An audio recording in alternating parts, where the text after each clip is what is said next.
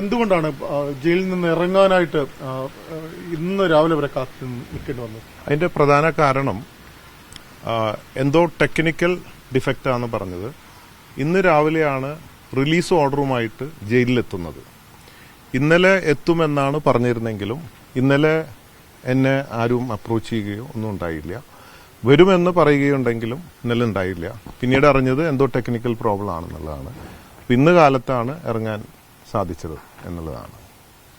പക്ഷെ ഇറങ്ങിയ ശേഷം അങ്ങ് തന്നെ പറഞ്ഞിരുന്നത് ഇന്നലെ അവിടുന്ന് ഇറങ്ങാൻ കഴിയാതിരുന്നത് അവിടെ മറ്റ് ഇത്തരത്തിൽ 5000 രൂപയ്ക്ക് 10000 രൂപ കെട്ടിവെക്കാനില്ലാത്ത തടവുകാർ ഉള്ളവരുടെ പ്രശ്നങ്ങൾ കേൾക്കുന്നതിന് വേണ്ടിയാണെന്നാണ്. അതെ, അതിനു വേണ്ടി ഇറങ്ങാതിരുന്നതല്ല. അങ്ങനെ ഒരു കാരണം ഉണ്ടായിരുന്നു. ഇറങ്ങാൻ ഇരിക്കാനുള്ള കാരണം അതല്ല മെയിനായിട്ട്. ഇന്നലെ വരാത്തതുകൊണ്ടാണ്.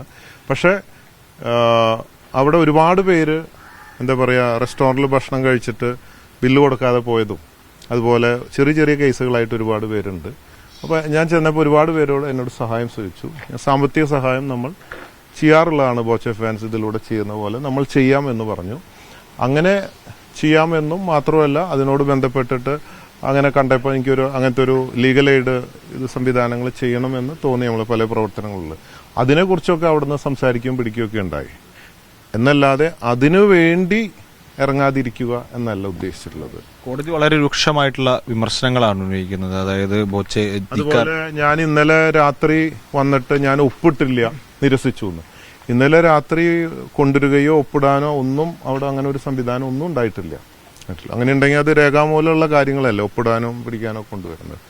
അപ്പോൾ ഇന്നലെ അങ്ങനെ ഒരു സംഭവം ഉണ്ടായിട്ടില്ല. ഞാൻ ഒപ്പിടാൻ നിരസിക്കുക അങ്ങനെ ഒന്നും ഉണ്ടായിട്ടില്ല.